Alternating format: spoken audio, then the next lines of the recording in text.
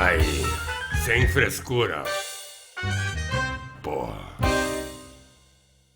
Eu estava aqui meio desbundado. A gente era guri, né? Mas guri que já tinha feito aborto, que já tinha queimado fumo, já era corno, era guri. já, né? Já tinha sido corneado, já tinha Já não separado. tinha passagem pela polícia, já. Tinha, algum... às vezes por falta de documento, tu te lembra? Né? Queimado uns baseadinhos, umas coisas assim, tomado uns pervitinhos e tal, quer dizer, mas guri. Eu queria saber mais ou menos quais são as preocupações atuais de um político que eu respeito como o Gabeira com o nosso país. Ele falou, inclusive, coincidiu com uma preocupação. Eu fiquei perplexo com essa história da americana Stang. Eu que também. mataram. Meu Deus do céu, o que esses caras piraram? É verdade que eu acho que essa situação está sendo consentida há muito tempo. E que até um episódio desse pode até contribuir para que o nego preste atenção. Claro. E assim que pegaram os caras, com o exército na frente do exército, andaram matando mais gente por lá, quer dizer, como se fosse uma provocação. Quer dizer, o nego tá pirado mesmo. O que você acha disso?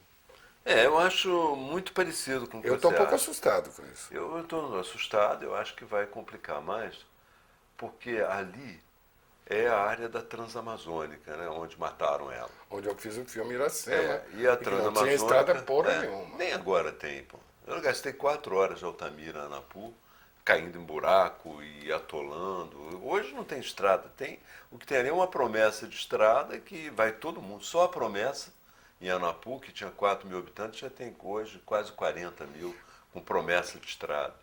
E Muita puta com 12 anos, assim. Né? tem, que negócio da Amazonas, o Iracema é baseado exatamente nisso, isso. né? Eram as putas com 12 anos. Com 14 anos estava velha demais para putaria. claro. As cidades, ninguém era casado e tinha 9 mulheres para um homem. E não tinha zona, porque o negócio rolava ali escancaradamente e todo mundo armado num parque de diversões, numa fuá, brincando de roda gigante. Essa história começou, na verdade, com os milicos querendo criar a Transamazônica. Eles achavam, naquela época tinha até slogan, né? Homem sem terra para uma terra sem homem. Então eles queriam levar para lá todos, e eles levavam os trabalhadores para a Transamazônica e ali eles soltavam os caras com um kit de ferramenta. E o cara tinha que construir o barraco dele e mais no fundo eles criaram lotes maiores para os fazendeiros, que eram os contratos de alienação de terra. Isso foi, quer dizer, pela estrada foram os colonos, foram os grileiros, foram alguns fazendeiros e começou a briga pela terra. E até hoje a briga pela terra está lá, entende? Em todos os Naquele lugares, tempo eu me lembro que naquele tempo, em 74, quando eu fiz esse filme, o pessoal de lá dizia que os maiores donos de terrorista, eles elegiam instituições fantásticas na cabeça dele, mas eles falavam em Silvio Santos, em Volkswagen e em Vaticano. A Volkswagen parece que teve terra. Não, mas isso Pelo menos no denuncia Pantanal que tem todo mundo que ganhar grana vai especular lá. Não, mas na verdade ali o problema é muito sério, porque o governo estava fora da parada, né? E agora tem uma outra estrada que estão querendo asfaltar, que é a 163. Essa 163, ela passa marginal à Terra do Meio. E a Terra do Meio é uma região que está entre o Tapajós e o Xingu, com mais de 8 milhões de hectares, do tamanho da Áustria. E é a maior floresta em pé que nós temos, uma floresta majestosa. E ali vai dar confusão. Já deu recentemente, vai dar confusão de novo. A gente só está apontando os lugares onde a confusão vai rolar, mas a gente não está conseguindo evitar que ela aconteça. Né? O dia que a Doris Stang foi morta, num sábado, eu tinha publicado um artigo na Folha de São Paulo, exatamente dizendo isso. Olha, a situação na Amazônia vai piorar, ela está grave e é preciso fazer alguma coisa. Evidentemente que em certos momentos é preciso levar o exército, porque não dá para segurar onda sem o exército. Os caras estão armados, não respeitam INCRA, não respeitam IBAMA, não respeitam nada. Então, em certos momentos, você tem que negociar com aqueles que ainda dá para conversar E os outros que não respeitam, você tem que segurar com o exército. É um Ô, jeito. Gabeira, mas o que me impressionou agora foi que pareceu uma provocação, sabe, com a coisa ostensiva da ocupação e sabe, e da convocação do Exército para dar uma resposta provavelmente internacional, entende? Claro. Para a opinião pública internacional, que está todo mundo chiando. Claro. Os caras continuaram a assassinar uns aos outros. Fazendeiro mata fazendeiro, isso tudo Eu estava pensando na nisso frente hoje. do exército brasileiro. E eu estava pensando nisso hoje. Por que eles fazem isso? A freira morreu um pouco nesse lance, que ela raciocinava como você um pouco. A gente tem um raciocínio seguinte, esses caras não vão fazer uma provocação. Ela dizia o seguinte, eles não vão me matar, porque se eles me matarem, eles vão se destruir também. Acontece o seguinte, entende? Que ela estava raciocinando da forma como nós raciocinamos. Mas os caras lá, às vezes, a necessidade de matar é tão grande que mesmo se destruindo eles vão. Não é à toa que o cara foi preso porque ele tinha um escorpião tatuado no braço. O Raifran, ele foi preso ele foi preso na Amazônica porque descobriram, né, a tatuagem dele, estava sem camisa, ele tem um escorpião. Então os caras é o seguinte, eles não raciocinam nesse sentido de eu não vou fazer essa provocação porque senão a barra vai pesar. Eles fazem, e aí não tem outro caminho a não ser... A barra pesa. A barra pesar. Isso aí faz parte do jogo.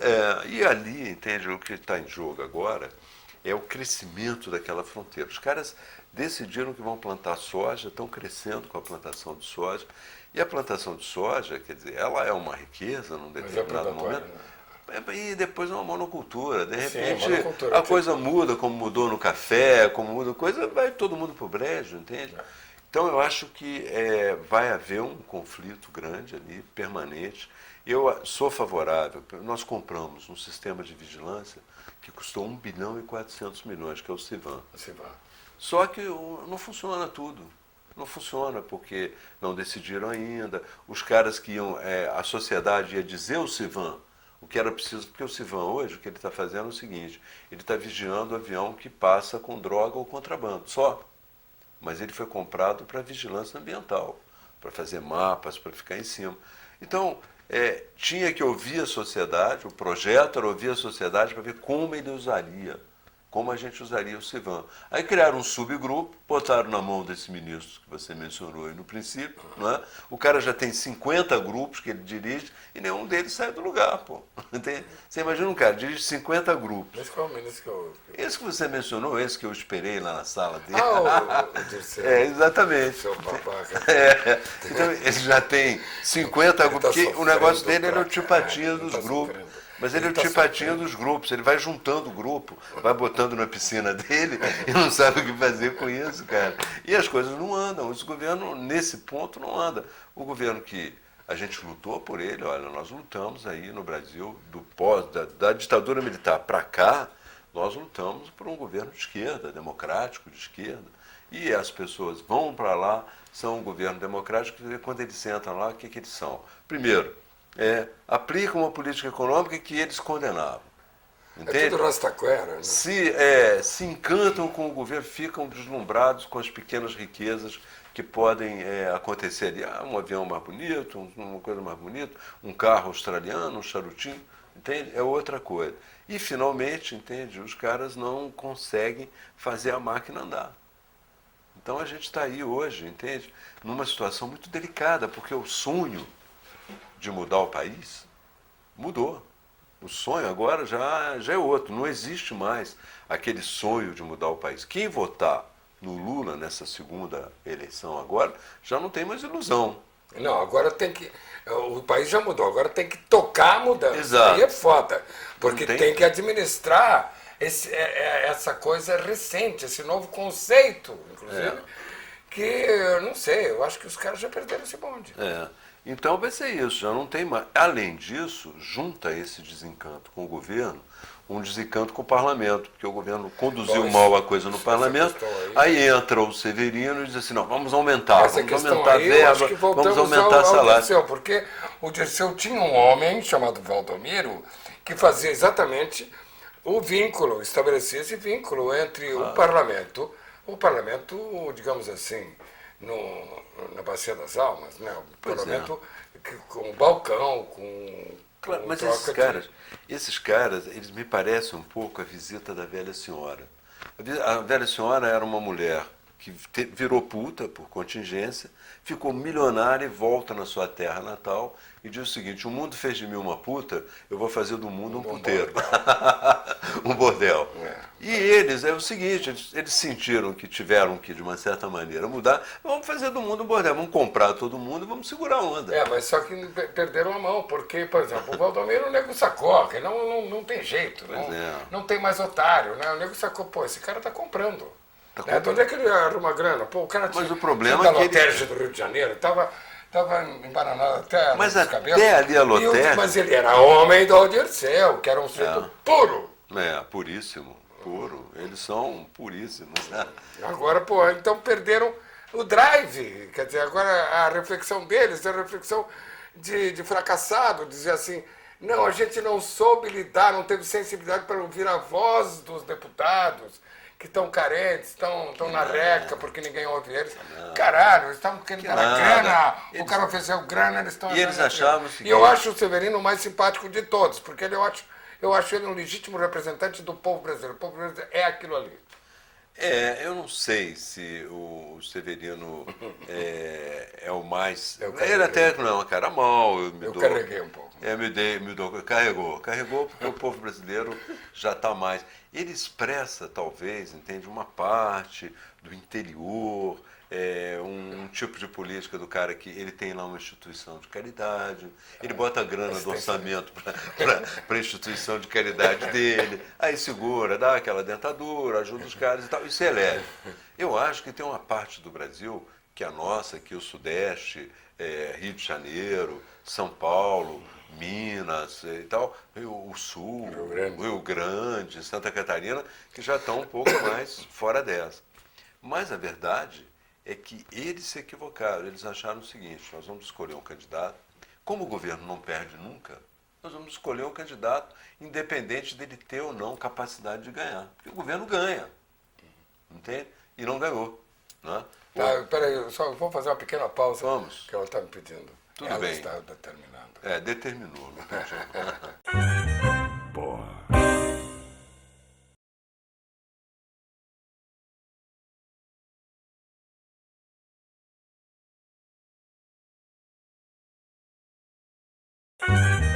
Porra. Sabe que a democracia, nós sabemos, foi inventada no século VII antes de Cristo por Solon lá na Grécia. E depois foram se aperfeiçoando, tentando aperfeiçoar ao mesmo tempo também, tipo assim, a tábua de Tiro Álvaro do Onirã, que ficou com mais furo que não sei o quê. Mas estamos aí, estamos tocando essa merda pra frente, né? Estamos tocando para ver, mas agora é um perigo. Porque se você pega uma Câmara dos Deputados e os caras decidem aumentar o salário contra a vontade popular, não é? E aumenta o salário, e aumenta a verba de gabinete. Aí os caras passam a ver o político brasileiro como viam o político argentino. O cara saía na rua, era vaiado. Entrava no restaurante, batia nos pratos até ir Padre em Roma Exato. não sai de batina na rua porque leva tabefe nos quem córneos. foi o político no E Brasil? não, te lembra, por exemplo, na tal da democracia do Solon, o cara era um cidadão, ele subia num banquinho e ele falava, ele tinha direito de falar. E todo mundo considerava esse direito, qualquer um, não precisa nem ser eleito. Atualmente, é dizer, o deputado é meu representante, cara. Claro. Né? Eu tenho que considerar esse cara. Claro. Imagina, o cara sai na rua, isso acaba com... E depois o eleitor não distingue quem é a favor do aumento, quem é contra o Não, aumento. esses políticos são Houve um todos aumento, eles ultrapassados. deram uma grana extra que eu devolvi. Eu devolvi a grana em mais 8 deputados. Nós devolvemos, nós não queremos essa grana, achamos que não temos que receber. Pô, fui criticado, o próprio líder do PT no Senado falou: isso é demagogia, tinha que ficar com dinheiro. Nós demos para o Fome Zero, cara. Eles reclamaram. Quer dizer, eu acho o seguinte: o deputado ganha um salário digno. Ele ganha um salário que dá para ele viver. Ele tem uma estrutura que dá para ele fazer um trabalho bom, entende? Eu digo isso com sinceridade. E depois tem uma coisa, peraí, quem quer enriquecer vai para a iniciativa privada. Não é? Se você quer enriquecer, o lance não é ficar trabalhar, fazer um serviço público O serviço público, o que você faz? Você faz porque gosta de ajudar. Da coisa pública? É lógico. E ganha o dinheiro E você é para ter uma representante. vida digna. Você é um Basta. representante de uma parcela do povo brasileiro, Claro, porra. claro, mas eles, sabe, negócio de povo brasileiro, porque começa na campanha eleitoral. Os caras já não têm, muitos têm uma votação que é uma votação arranjada ali, compra aqui, compra ali e tal. É para eles, povo brasileiro, pô. Eles não têm compromisso com a opinião pública, eles não dependem da opinião pública para ser eleito, entende? Então nós que estamos aqui trabalhando com opinião pública e tal, a gente sente a Mas, dificuldade. Gabriel, é o seguinte, pensar um pouco assim, vamos pensar junto. É o seguinte, eu observo, eu sou um observador da política. Se a gente eu pensar acho junto, política... vai haver uma explosão. Puta que Vamos pariu. pensar você primeiro, eu penso depois. Tá. É o seguinte, eu gosto de observar a coisa. Eu acho a política uma coisa, um espetáculo muito interessante. Eu nunca quis nem cargo, nem mandato, sempre participei de alguma maneira. Você sabe disso. Eu sei, Com claro. Brizola, nosso querido Claro, Brizola, claro. tal. A tua voz é a Agora, voz que durante muito tempo teve ligada também aos programas do PDT. e Tá tal. legal, tá legal. Agora veja só, eu observei assim, depois daqueles anos da ditadura militar, acabaram tanto com as melhores cabeças da política que eu acho que o que sobrou foi uma merda. Entende? Porém, mas voltou a tal da participação do cidadão na coisa e tal, porque houve uma falência da prepotência. Eles não conseguiram levar a segurar coisa uma. adiante, tiveram que entregar. Aí eu sempre ouvia muito motorista de táxi, gente na rua, e você bota. A resposta mais comum era o seguinte: esses políticos são todos uns safados, eu vou anular meu voto. Aí eu às vezes pergunto assim, mas então você preferia a ditadura militar? Não, também não é assim, também não sei exatamente o que é. Né? Mas nós estamos nesse perigo agora. Se os deputados caminham nessa direção, a visão de que os políticos todos são safados vai crescer. E se você chega à conclusão de que os políticos são safados, o parlamento não serve para nada, para você fechar o parlamento é um passo. E fechando o parlamento, você já arrebenta com uma coluna da democracia. Então a gente está numa situação muito delicada mesmo. E depois, sabe, eu acho que aconteceu uma coisa na eleição do Lula e está acontecendo uma coisa agora com a eleição do Severino que me parece um pouco problemática. O Lula, às vezes, diz umas besteiras. E a gente, nem sempre, ele é um cara esperto, inteligente e tal, mas de vez em quando ele diz umas besteiras. E a gente, quando o Lula dizia uma besteira, ele dizia, o Lula disse uma besteira, tudo bem? Dizia, não, você é preconceituoso. Porque o Lula é um cara que não passou pela escola, que não passou pela universidade. Agora, quando elegeram o Severino lá, vieram com o mesmo papo. Falei, poxa, mas o Severino, ele vai aumentar o salário e vai haver um desprestígio do parlamento. Não, você é preconceituoso e tal. Então a gente blindou esses caras também com essa história de que quem é contra é preconceituoso.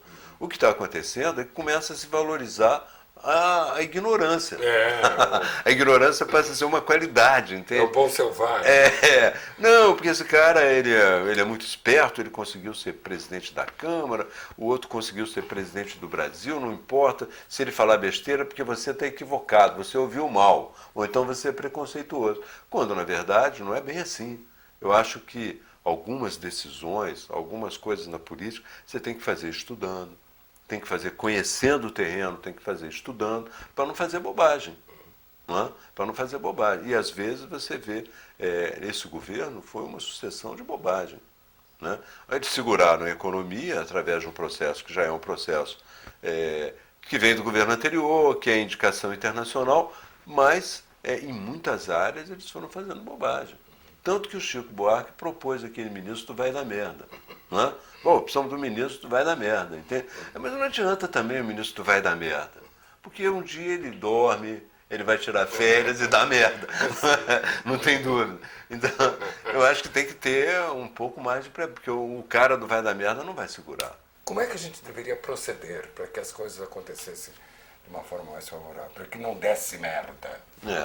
Bom, eu acho o seguinte, que nós estamos diante de um quadro muito delicado, porque as eleições de 2004 mostraram que existem dois partidos fortes no Brasil, todos com base em São Paulo e todos com a visão de que não há mais política, que você tem que fazer é mais ou menos administrar a economia de acordo com o interesse do grande capital. Quer dizer, tanto o PSDB como o PT, eles não têm novidade nesse ponto. Eles fazem o que o grande capital internacional quer que seja feito. O deputado, o presidente, o ministro, ele não é um funcionário do FMI, ele é um funcionário do capitalismo internacional. E achar que o mercado vai resolver tudo é uma bobagem. O Estado tem necessidade de resolver uma série de problemas.